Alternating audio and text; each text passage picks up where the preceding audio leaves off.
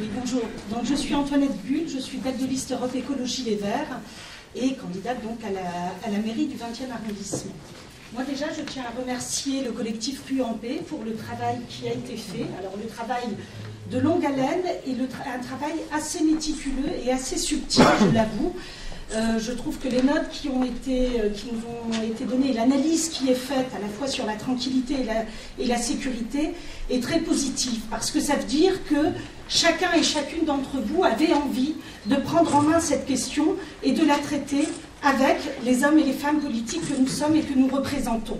Et ça, c'est quelque chose qui est extrêmement positif, parce que ça signifie qu'on considère qu'on est là dans un diagnostic et dans des solutions qui doivent être partagées à la fois entre un cadre à fixer, à poser et à faire respecter, et une citoyenneté également à mettre en œuvre et à revivifier, ou en tout cas auquel on peut redonner des couleurs. Donc ça, c'est quelque chose qui, pour moi, est très positif, c'est-à-dire qu'il y a cette volonté de répondre ensemble à ce problème de sécurité et de tranquillité, puisque vous voulez le dire. Alors moi, je partage aussi le fait qu'il ne faut pas mélanger les termes, que lorsqu'on parle de sécurité, ça a une acception, lorsqu'on parle de tranquillité, ça en a une autre. Mais pourtant, pour chacun, ça peut être différent. Ce que certains vont aller qualifier de tranquillité, pour d'autres, c'est un sentiment d'insécurité, et ça, il faut le respecter. Le 20e est un arrondissement qui est très riche, très divers, et pourtant, dans de nombreux quartiers, pas uniquement celui-ci, la question de la tranquillité revient. Moi, j'étais pas plus tard qu'hier à l'allée Alquier-de-Brousse, dans le 20e, et là aussi, c'était des jeunes en pied d'immeuble, c'était des entrées qui étaient squattées, c'était des nuits qui étaient très bruyantes pour les habitants, et je crois que vous n'êtes pas du tout le seul quartier. Moi-même, j'habite en haut de la rue de Ménilmontant, au carrefour Pyrénées-Ménilmontant, et à ce carrefour-là aussi, il y a des problèmes de tranquillité, parce qu'il y a des bandes, alors de jeunes et de moins jeunes, d'habitants du 20e, de gosses qui sont dans les rues, qui font du bruit. Alors, est-ce qu'il s'agit là de problèmes de drogue, de problèmes d'activité, de problèmes quelquefois encore plus graves? Effectivement, je crois qu'il y a un peu de tout ça en fonction des quartiers, en fonction des bandes de jeunes. Alors, il faut voir ce qu'on traite comme problème. Est-ce qu'on traite la question des incivilités? Si c'est celle-ci qui est en jeu, eh bien c'est ça qu'il faut traiter. Si la question, c'est le bruit que font les jeunes, c'est ça qu'il faut traiter. Et il faut le traiter à court terme pour résoudre le problème à court terme.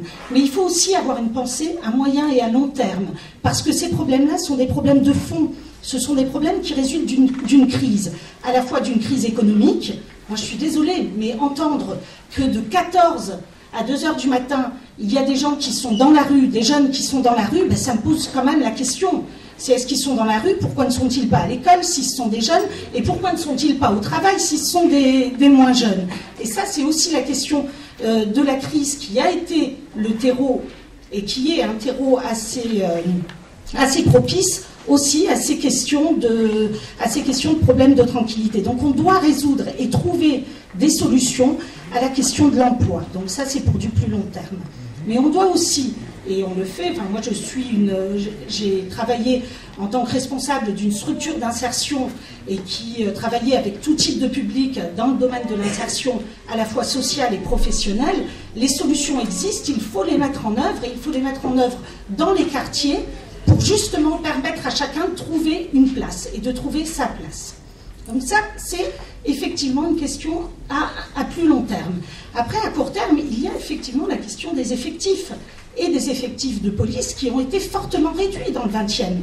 La réalité, c'est que surtout Paris, il y a eu 1600 agents qui ont été supprimés depuis 2007. Qu'aujourd'hui, on commence effectivement à les réintroduire, et vous l'avez vu depuis quelques semaines dans le 20e, mais qu'il y a de vraies actions à réaliser. Les actions, c'est effectivement rétablir le nombre d'agents qui étaient disponibles pour la ville de Paris et qui ne l'est plus aujourd'hui. Donc 1600, c'est pas rien à l'échelle du 20e.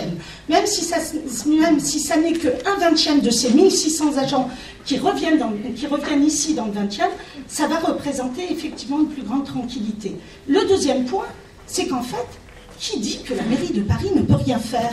Qui dit que la mairie du 20e ne peut rien faire? Mais alors pourquoi on fait de la politique si c'est pour ne pouvoir rien faire sur un problème de tranquillité? C'est pas vrai. La mairie de Paris et la mairie du 20e peuvent agir et doivent agir. Ça, c'est une obligation et c'est un engagement que moi je prends aujourd'hui, je le prends devant vous et je le prendrai devant tous les habitants. Sinon, c'est pas la peine d'être ici si on ne prend pas cet engagement. Alors, comment agir quand on est mairie de Paris ou mairie du 20e face à ça? Eh bien, il y a des agents qui travaillent à la mairie. Il y a des agents qui ont en charge la surveillance des locaux. Et il y en a beaucoup. Ces agents-là, ça n'est pas très compliqué que d'étendre leurs fonctions et d'étendre leur formation à la question de la tranquillité publique. C'est-à-dire que ce personnel existe, il est là, il peut être formé et être mis à disposition des quartiers. Et je termine, de quel quartier ? C'est aussi une question. De quel quartier? Comment fait-on pour identifier avec précision où il faut déployer ces forces-là? Où est-ce qu'il y en a le plus besoin? Est-ce que c'est forcément en plein centre-ville, sur la place Gambetta, parce qu'il est important d'avoir une place de centre d'arrondissement qui soit belle et propre? Ou est-ce que c'est dans les quartiers là où les problèmes se posent? Est-ce que c'est derrière les immeubles, dans les entrées d'immeubles? Et bien ça, il faut y réfléchir. Et il faut y réfléchir ensemble, et c'est pour ça que cette réunion est la bienvenue. Parce que ce n'est qu'ensemble qu'on réussira à identifier point par point les quartiers qui méritent d'avoir ce redéploiement, qui le méritent parce qu'il y en a besoin. Donc, moi, je dis que ça ne peut être que dans cette coopération entre les citoyens, la mairie du 20e et la mairie de Paris, parce qu'il y a effectivement ces trois échelons à mettre en place, qu'on pourra trouver une solution partagée dont on rediscutera après. Oui, merci beaucoup Madame Bulle.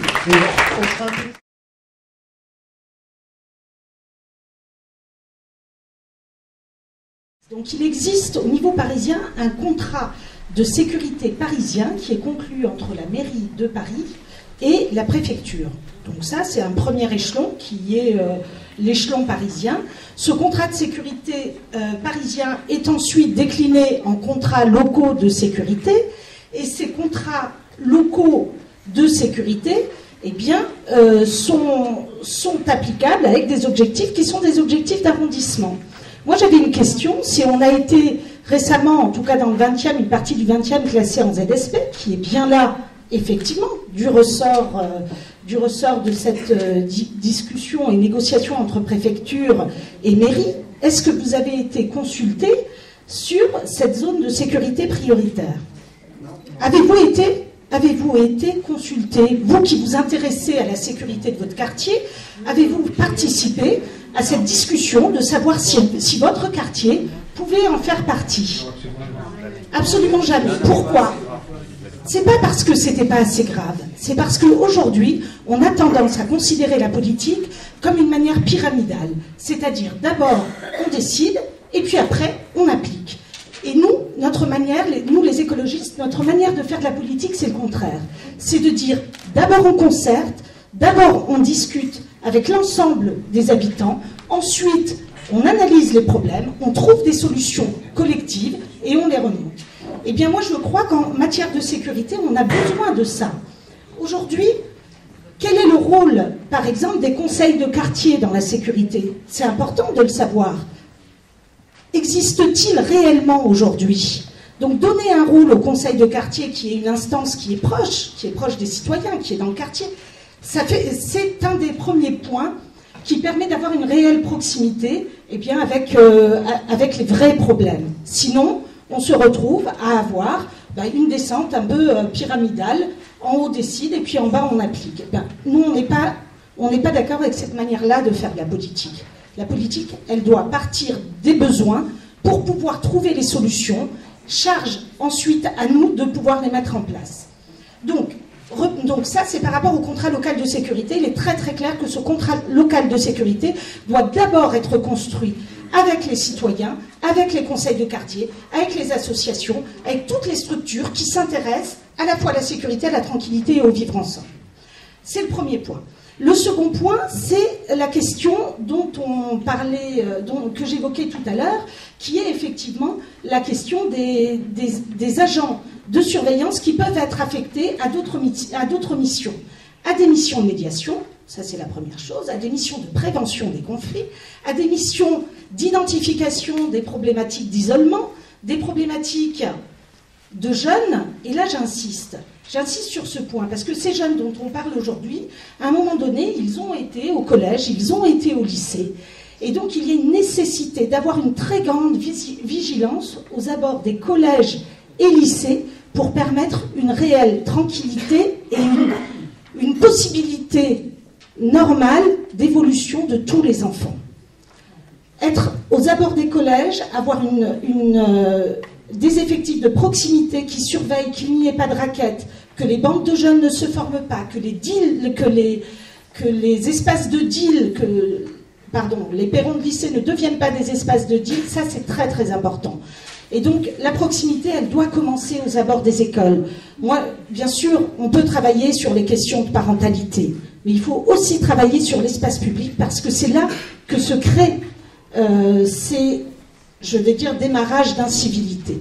Donc, la proximité aux abords des écoles, c'est quelque chose d'extrêmement important dans l'espace public. Je continue simplement largement sur... un dernier point brièvement peut-être rapidement, peut-être sur les questions, moi je dirais à la fois de mixité et puis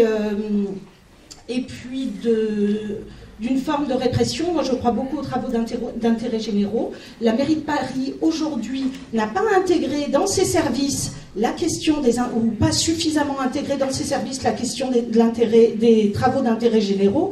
Et ça, c'est important parce que si des jeunes qui commettent des petites incivilités savent qu'en retour, ils le doivent à la collectivité et à la société, ça permet aussi d'être une forme d'éducation. Et puis à un moment donné, on ne va pas mettre en prison des jeunes parce qu'ils parlent trop fort, parce qu'ils crachent ou parce que...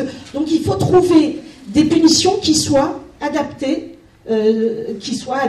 effectivement au type d'incivilité qui sont faites. Et je crois que les travaux d'intérêt généraux dans le cadre de la mairie, c'est une des solutions. Entendu, on pourra toujours prolonger un petit peu plus tard. Merci beaucoup.